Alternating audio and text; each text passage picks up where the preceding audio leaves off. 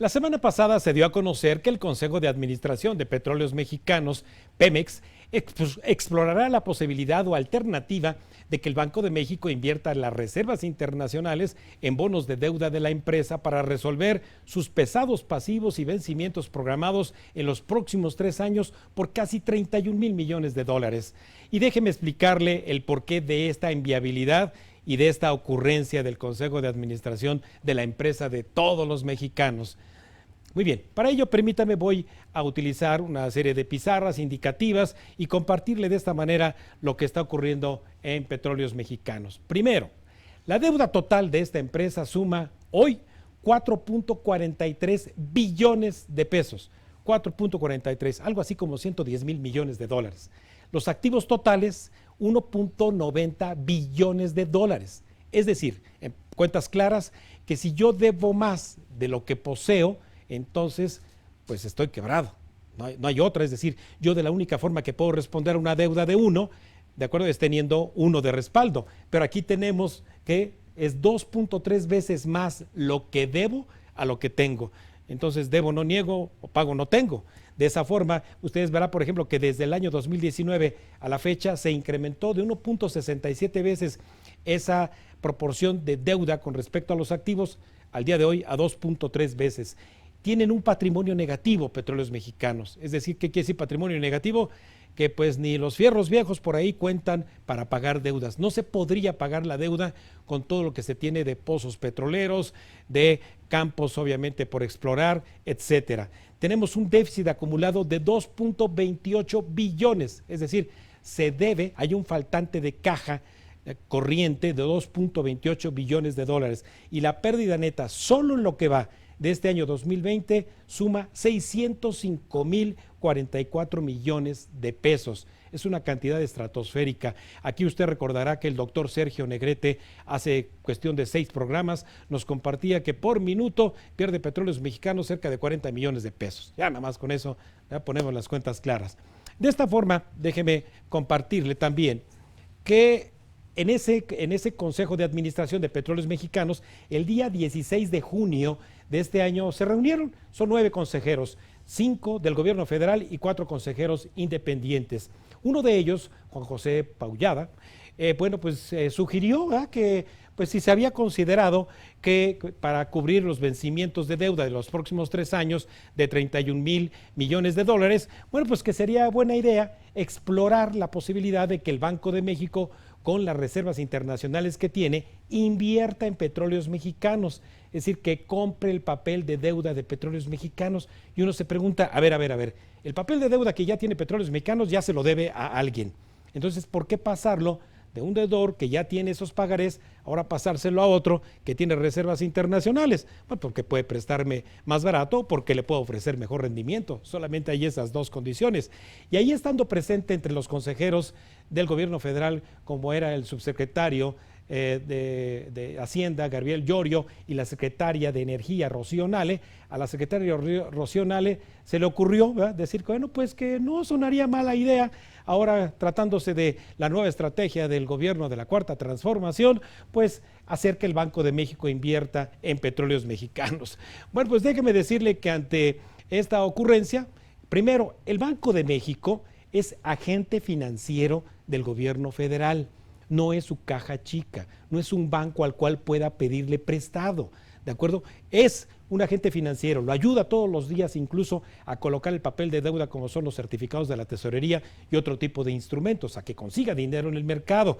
Pero el propio Banco de México en su ley orgánica, y de una vez si usted quiere tomar nota, los artículos 19 y 20 señalan en qué sí se cuantifican las reservas internacionales y en qué están invertidas. En títulos extranjeros, monedas extranjeras, líquidos. Se requiere ese dinero líquido, no para depositarlo en inversiones de largo plazo como pudiera implicar Petróleos Mexicanos.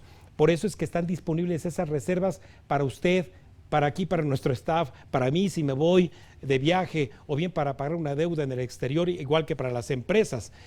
Por esa razón es que estas reservas internacionales, que a esta semana ascienden a 194,361 millones de dólares, como está en este gráfico, bueno, pues entonces lo que tenemos es que esas reservas internacionales, y créanme que no es la primera vez, Yo estuve invitado por el diputado Benjamín Robles del Partido del Trabajo en diciembre del 2018, ahí un parlamento abierto, para debatir si se usaban o no las reservas internacionales del Banco de México, entre otras cosas, para financiar el Plan Nacional de Desarrollo de la Cuarta T.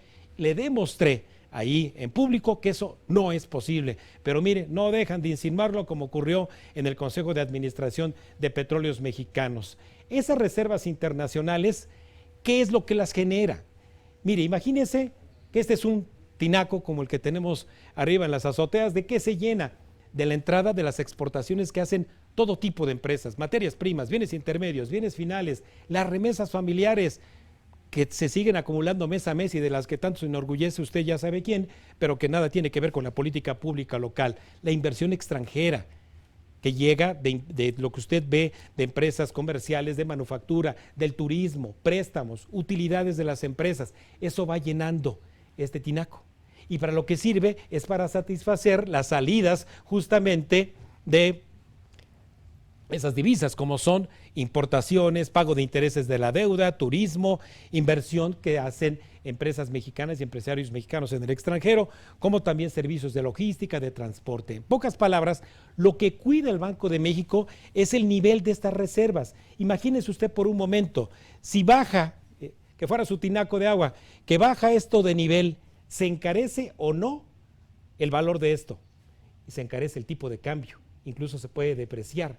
Por esa razón, tener lleno este tinaco o a una altura en la cual pueda satisfacer las salidas, el precio de lo que hay aquí adentro, entre otras cosas, el tipo de cambio, cumple con el mandato del Banco de México: preservar el poder adquisitivo de nuestra moneda y proteger, entre otras cosas, el tipo de cambio. Así que esta ocurrencia de la Cuarta Transformación, al menos en esto que se manifestó, ya no en insinuaciones, está en un acta interna del Consejo de Administración de Petróleos Mexicanos, y lo que más me sorprende es que el director de finanzas de esta empresa esté de acuerdo en que se explore la posibilidad de que el Banco de México le invierta una lana a esto. Pues no es posible. Y mire, finalmente, ¿qué podría hacer Petróleos Mexicanos en la situación que le presenté?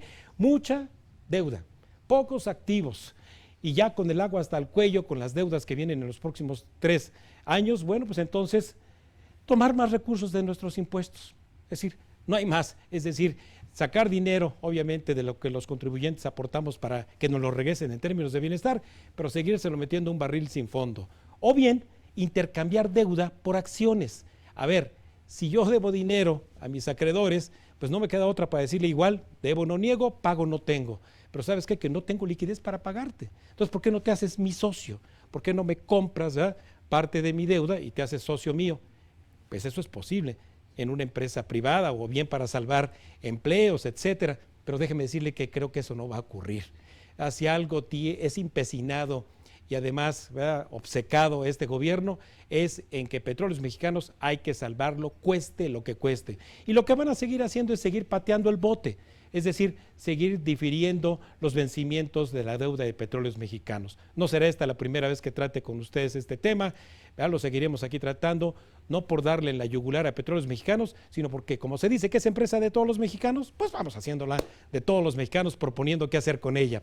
Así que, bueno, como sabemos, los mercados accionarios y las principales monedas del mundo, bueno, pues han atravesado por condiciones inéditas este año 2020, y bueno, pues dado esto, pues nosotros tenemos que resolver el problema no solamente de las deudas de Petróleos Mexicanos, sino también, desde luego, las nuestras. Vamos entonces, si nos lo permite, con la cápsula deportivo-financiera de esta semana, en la que veremos cómo en las carreras de autos de Fórmula 1 se juega no solo la vida y dinero, sino el prestigio y fama pública.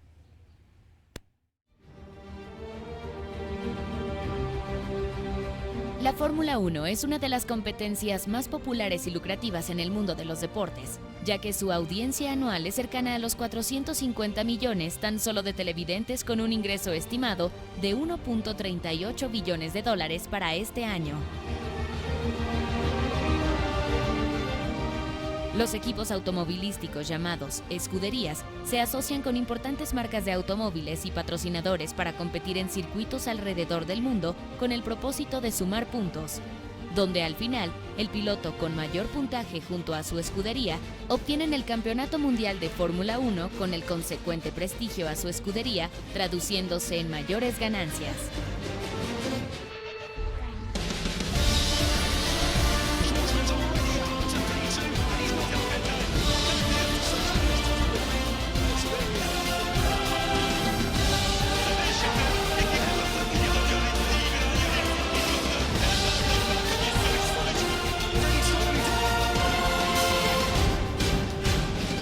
En el gran negocio de la Fórmula 1, sus principales fuentes de ingresos son derechos televisivos, que en el año 2018 superaron los $500 millones, cuotas para la realización de eventos en ciudades alrededor del mundo, con un valor promedio cada uno de $31 millones, y un porcentaje por la venta de boletos de grandes premios.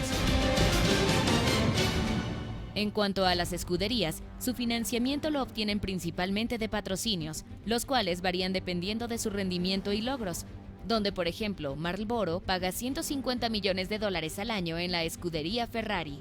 Pero la Fórmula 1, con el fin de evitar la quiebra de algunas escuderías por malas rachas financieras o deportivas, optó por darle a cada una al final de la temporada $36 millones después de 3 años de participación.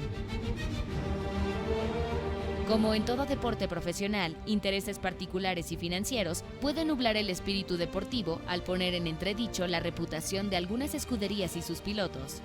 Un caso conocido ocurrió en la última vuelta del Gran Premio de Austria del año 2002, donde los 2 pilotos de la escudería Ferrari, Rubens Barrichello y Michael Schumacher, estaban en la delantera de la carrera con la primera y segunda posición respectivamente. Antes de cruzar la meta, se le ordenó a Barrichello dejar pasar a Schumacher, con tal de mantener a este último en el liderato de la tabla general.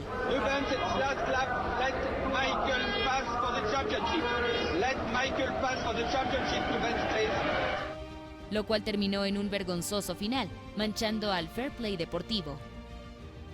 En este mes de noviembre se dio una polémica discusión en torno a la escudería Racing Point, dado que pidió a su piloto, Checo Pérez, entrar a los pits aun cuando sus neumáticos podían durar otras vueltas más, perdiendo así la clara ventaja que tenía de acceder al podium. Uno de los rumores más fuertes ante esta decisión fue la de acortar el margen de diferencia que tenía con su compañero de equipo, Lance Stroll, hijo del dueño de la escudería, lo cual evidenciaba el bajo desempeño de este. Y mire lo que son las cosas, apenas hace 10 días Sergio Pérez finalmente obtuvo su primer podio en el 2020 en el Gran Premio de Turquía y con ello sacarse la espina de lo acontecido semanas antes. Llegamos así al final de este programa de Economía y Finanzas, con cuentas claras para ustedes como siempre, agradeciendo la gentileza de su atención e invitándole a que nos vea y escuche en vivo la semana próxima con más cuentas claras y el próximo sábado en repetición en el mismo canal Agencia Mexiquense de Noticias 34.2.